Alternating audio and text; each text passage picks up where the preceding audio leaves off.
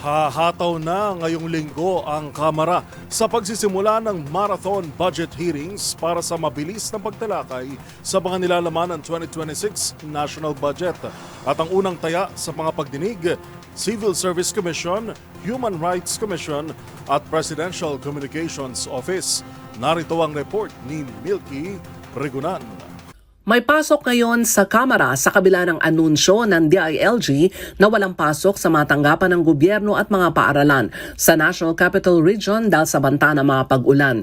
Sa memorandum ni House Secretary General Reginald Velasco, may pasok ang mga tanggapan sa House of Representatives ngayong araw at may sesyon din ng Kamara mamayang 3:00 ng hapon. Ngayong araw sisimulan na rin ang marathon budget hearings ng iba't ibang ahensya ng gobyerno kaugnay ng pagtalakay ng Kamara sa panukalang 2026 national budget.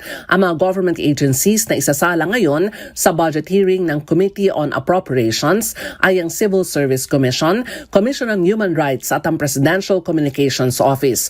Una nang sinabi ni Nueva Ecija Representative Micaela Swansing, Lunes hanggang Biyernes ang budget hearing ng Kamara para talakay ng iba't ibang panukalang budget ng mga government agencies. Ipatutupad na rin ang pagdalo ng iba't ibang civil society organizations para saksihan ang mga budget deliberations na layuning ipakita na transparent ang gagawing pagtalakay ng Kamara sa 2026 proposed national budget. Para sa MBC TV Network News, ako si Milky Regunan, una sa Pilipinas, una sa Pilipino.